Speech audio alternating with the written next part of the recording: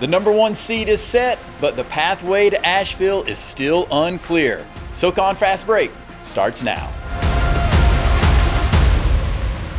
All right, Darren, here we are. We're in the last week of the regular season of the conference slate. Crazy that we're here, but we got to give congratulations to ETSU. They clinched number 1 seed heading into Asheville with the big victory on the road against UNCG. Now, they needed some help. Wofford ends up losing there to Furman in Spartanburg. We were there doing our live stream broadcast, our game day version of SoCon Fast Break. But when you look at ETSU, I mean, it is so, I guess, it's the epitome that they did earn the number 1 seed because they've been that consistent team throughout the entire season. So why not go ahead and finish it off even before this regular season ends? Yeah, I mean, big congratulations to the ETSU Buccaneers and Brooks Savage.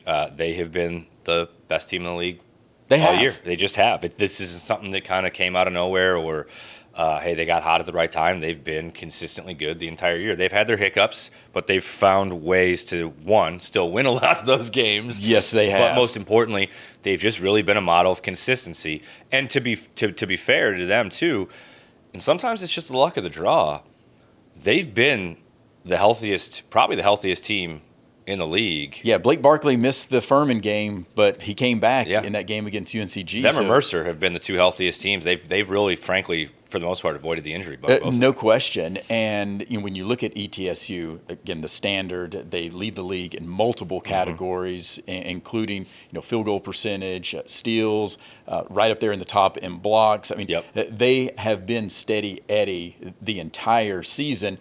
And it's a little bit reminiscent of that 2019-20 season where Steve Forbes had that ETSU team playing lights out. 16 wins in the conference, 30 wins overall, and just a sad situation that they didn't get a chance in the NCAA tournament because of COVID there. Now, I'm not saying this team is just like that team, but just in terms of what we're seeing from this team and from the consistency on the defensive side, offensive side, and you put all of the pieces together in this jigsaw puzzle for ETSU, I mean, this is a team that there's no doubt they earned the number 1 seed and will be a significant challenge in Asheville. They will. And you mentioned that 1920 team. What a shame because holy cow. That was a special mid-major team. No doubt. That similar to like Miami, Ohio this year, that team could very easily have won multiple games in the NCAA tournament. That was a really good team. No doubt. Now, I would say this ETSU team is a little bit different than that Miami, Ohio team or that 2019 team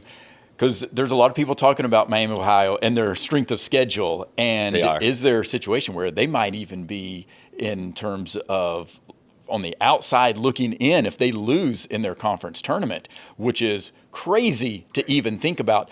But that ETSU team, that could have been a team that actually made it as an at-large. Yeah. They were that good. They were that good. And I think the committee and people that really followed it, they knew. I mean, I remember specifically multiple folks on major networks saying, hey, this ETSU team, this is the team in the tournament that could raise some eyebrows. But digress. Let's give all the flowers. The flowers here, say, right? To ETSU. Go to this ETSU team. And to your point, like the thing that there's a couple of things I really like about them. They bring it defensively consistently, and they're not the biggest team in the world. But man, are they tough and they are physical and they guard you. Yes, they do. And certainly they force a lot of turnovers, but they make it really difficult for you in the half court. And I just love their depth. They are a deep team. They can get 12 to 15 points from 7 guys, and they really have good balance. Now, I certainly think they're going to be a difficult out. There's no doubt they're going to be a difficult out in Asheville. I do get a little bit concerned if they face a team that gets really hot offensively. Can they keep up in a game where they can't necessarily control the tempo? Yeah, because we know there's an aspect of, yes, you're going to have defense. You're going to have to make some stops. but sometimes your defense just might not be playing well enough and a team is getting hot. So at some point, you might have to go out there and outscore an opponent. And it might be in one of those like 4-8-minute stretches Correct. where you've got to keep pace with the team offensively. And that's where maybe if there's a point of emphasis as far as nitpicking with ETSU, can they be that type of team in some of those situations? Look, I hate to pour salt on the wound, but I mean, just ask UNCG and Mike Jones about some of those games. Yeah. Elite defense and had guys on the perimeter and interior that could score it, but ran into a couple games where the offense was a little bit better than their defense, and they just didn't necessarily have enough offense to get it done. And I know the cliche has always been defense wins championships, and defense 100% still wins championships. Yes. But the way the game has changed, you can make a really strong argument, and I'm in this boat. Offense has gotten so much better. I think great offense trumps great defense in the grand scheme of things in the right scenario today, where, look, you still absolutely have to defend. But if you get an elite offensive team, it's just hard to get consistent stops with the athleticism, the size, and if you play a team that can really space the floor. And the perimeter, that spacing, and so many times you're talking about the defensive side, and when you look at it from offense, it's a pretty easy equation in terms of basketball. I mean, the challenge for any offense is the defense. We know that, right? And the solution is spacing. So can you have some of those teams that can space you out on the perimeter, and if they get hot, that's where you can have a challenging situation. Yeah. And we'll see if ETSU, how they're going to be able to respond in Asheville. But again, we know they're the number 1 seed. And so great season. Yes. Let's take a look at the rest of the standings. Mercer now with the win there this weekend, going to 10-6, 18-11 overall. What a great season so far for Mercer. Sitting there tied for second with Wofford at 10-6, Furman and Samford at 9-7, UNCG and Western Carolina sitting there 500, 8-8. Chattanooga, 2 wins this past week, sitting there at 6-10. Citadel at 6-10 also, and then VMI rounding out there 1-15. And again, tough season for VMI. But this is interesting as now we're heading into the last 2 games. Mercer and Wofford, they've clinched a top 6 seed. Correct. So we know that they're set in terms of getting a bye. It's just a matter of where they're going to fall in terms of second or third, or could they fall a little bit farther? Furman sitting right there. Can they stay in the top 4? Or if they fall apart, they could actually be out of the top 6. There's a lot of moving and shaking that can still happen in these standings right now. No, there really are. And, a lot has to go right for Western Carolina. Yes. To jump into that top 6 and bump out a Furman or a UNCG. But it is still mathematically possible. The interesting piece here, or one of the interesting pieces, I should say, is I think both Furman and Samford do have favorable schedules this week, with the caveat being that Western Carolina has been playing very well. So I don't want to make it seem like Furman's going to walk into Cullowhee and win that game handily. That's going to be a battle. But if you look at the totality of how they being Western Carolina, up and down this year, if Furman is clicking, you would think they go and take care of business in Cullowhee. But yeah, and Furman, they got to be careful with a trap game. They certainly against do. Citadel They certainly on do. Wednesday. Now they had a huge win against Wofford. I get that, and Citadel has been struggling as of late. They have. And maybe they've come back down to more of where we thought the Citadel was going to be. But yeah, Furman, I mean, you just got to go out there and take care of business. Correct. You were able to do that, to rebound after that loss against ETSU, go on the road in a hostile environment there at Richardson Indoor Stadium. And that was a big win for Furman. And now you've got to continue that type of momentum. That has to be a momentum-building game. Yes. And that has to be a confidence-building game. I mean, they shot the you-know-what out of it in the first half in particular. Yeah. And I'm not saying they're going to shoot 60% from 3, but they're guys that are good three-point shooters, hit shots in the first half. That's and right. They have to do that moving forward if they want to be able to make a deep run in Asheville. But, man, this week is really shaping up to be interesting here because, I mean, with Samford, Yes. another trap game you got to be careful with VMI. I know they're 1-15, but you just cannot go in there and take that lightly. And then a game, you're home for both of these, by the way, when we're talking about Samford. And then a UNCG team that has been better of late, but I like Samford to get that one. So the reality is, I think Furman's got to go 2-0 this week if they want to stay ahead of Samford, because I do think Samford is going to get both of those. But nonetheless, I mean, Western Carolina has Mercer and Furman. Now that's conversely, that's a pretty tough way to finish. They're both home, and we've talked about it before. Cullowhee, for whatever some quirky reasons, yes, is not the easiest place to go win a basketball game. But that's a tough 2-game stretch for Western Carolina.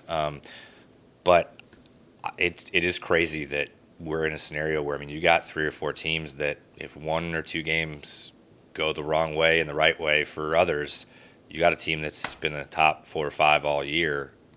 Could be bumped out on Friday. And that's what's crazy about the Southern Conference is that we still don't know enough.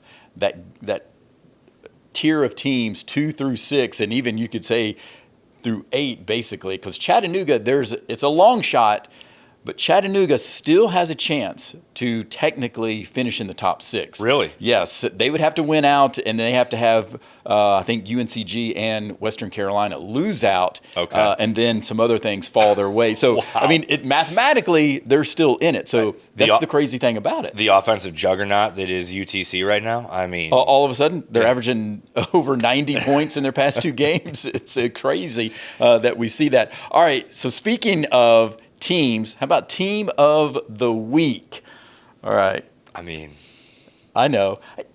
You could make the argument for Western Carolina. 100%. I've got a note here that says honorable mention Western Carolina. Yes, and I'm saying that it's just a bad timing situation for Western Carolina. They won 4 in a row. They did a great job getting 2 victories this past week. Now, again, I know one of them's against VMI, but it doesn't matter because it was on the road. It doesn't matter. You want to be playing your best basketball, and I think Western Carolina is playing their best basketball right now. As you've talked about several times, they're able to get multiple guys in double figures, and even against VMI, I think they had all 5 starters in double figures, scoring. So this is a Western Carolina team that seems to be putting the pieces together, again, at the right time. So there's no doubt that you could put Western Carolina as team of the week. This is a Western Carolina team, and I've said it all season, especially conference time, really. This is a Western Carolina team that even if they play on Friday, they scare me that they could make a run at this thing if they stay hot and get the amount of guys that they're getting in double figures. Like, this is it's a really scary 7 seed if they end up with a 7 seed. Yes, because they've got some size also. They do. That's a big part of it. And though I think because they clinched, you've got to go with ETSU. Yeah. I mean, they've got to be the team of the week. You have to. And they got a good win against Furman. Like, and UNCG, no doubt. And UNCG battled them. Yes. Like, they were challenged. It's 2 games on the road this past week for ETSU. And they didn't have Blake Barkley in that game against Furman. So you're down a man. And they just continued to showcase what you talked about. They've got some of the depth, and you've got a Milton Matthews, the third, that comes out there. How about that game against Furman? Hits 6 3-pointers in that game, and they went for a stretch. I mean, they hit like 4 consecutive 3-pointers there to basically ice that game. Yeah. And Jaden Tyler just continues to be a guy. Man, he's like Vinnie Johnson, the microwave for the Detroit Pistons, going way back in the day. But just in terms of production coming off of the bench, and I do like that. But ETSU, again, they're leading the league in the conference stats in field goal percentage, free throw percentage, steals. They're 5th in scoring defense. And so, I mean, 5th in scoring. And the scoring defense is also one of their calling cards. Oh, yeah. You know, they limit teams in terms of not only overall scoring, but also just from a perspective of runs. Yeah. They don't let teams get big runs on them, and that's a staple of what we're seeing right now for this team. And that's why they are the number 1 seed, and that's why I'm giving them team of the week. Well, and you bring up an interesting point too, and I think that's one of the things that makes championship teams, kind of championship level teams, is like you have to be able to limit runs. Yes. Because the way the game's changed, a 15-point lead can be erased in 2 or 3 minutes. But we saw it in the Furman game against Wofford. Yeah. I mean, that was 15 with like 2 minutes to go. They had a 16-point lead, and Wofford goes on a 21-1 run. From the end of the first half to the beginning of the second half. Yeah, that's crazy. So I think that's a really underrated stat that you bring up, because championship level teams limit those runs. They do, because they understand the moment, and frankly, they're able to withstand a little bit. But they understand the situation, and they're able to just limit those sorts of things, because we've talked about it before. You get down and give up a big run in Asheville, it's going to catch up to you in a 3-day stretch. It just is. It does. I don't care, generally speaking, I don't care how good you are. It's going to catch up to you, and it's going to make it difficult, because there are other teams that are good enough to go win this thing. Yeah, they can make the runs. Oh, there's no doubt. I mean, yes, ETSU is the team of the week, but that doesn't mean they're going to walk right through Asheville and win the tournament championship. It's not going to be just that easy. All right, so that was the team of the week. Player of the week. Okay. I mean, there's multiple guys that you could look at for player of the week, and a Justin Neely type of a guy, 35 points against Western Carolina. That was a career high. He had 18 points against ETSU. Jaden Booth had 18 points and 26 points past 2 games. What about Jordan Frison there for Chattanooga? 25 points and 16 points. 25 against Mercer and 16 against the Citadel. There's no doubt he's playing extremely well. Baraka Okoje, oh my goodness, 20 points and 25 points in his past 2 games.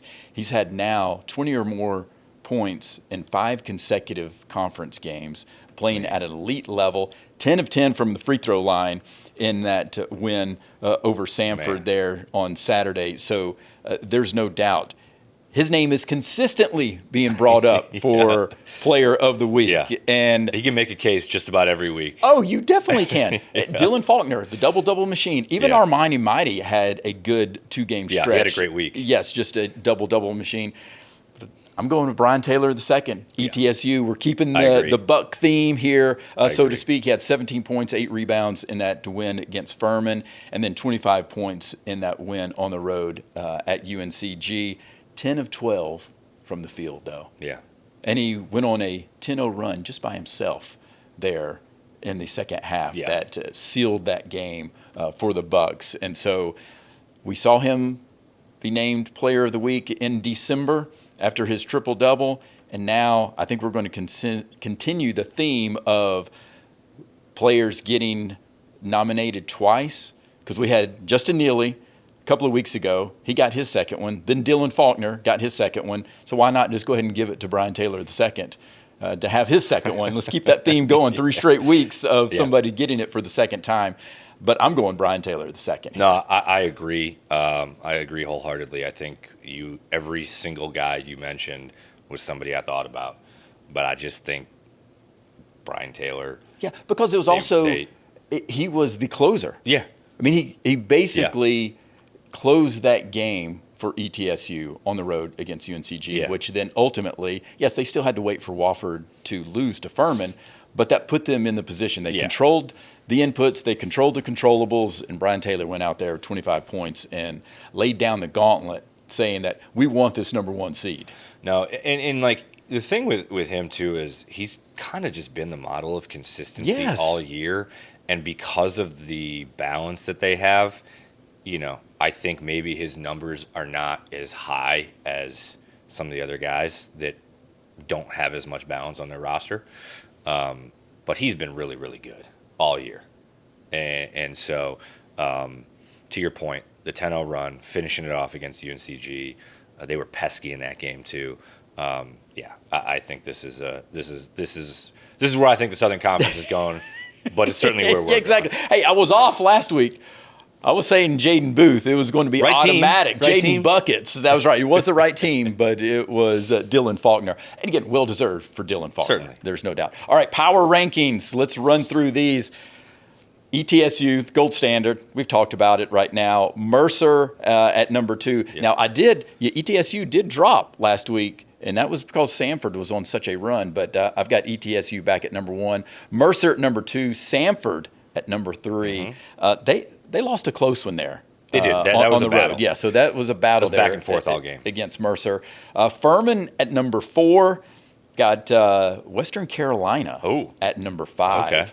And Wofford at number 6, Chattanooga 7, UNCG drops quite a bit after 2 straight losses. And again, just defensively, they're just not able to contain teams right now. And then the Citadel at 9, VMI 10. Yeah. There's my power rankings. I had Wofford 5. Okay. I think now that they've got Kamari Holmes back, They're a different team. I think that's a really good roster.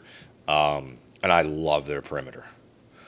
Like, they definitely need to make sure they take care of the interior and get some balance.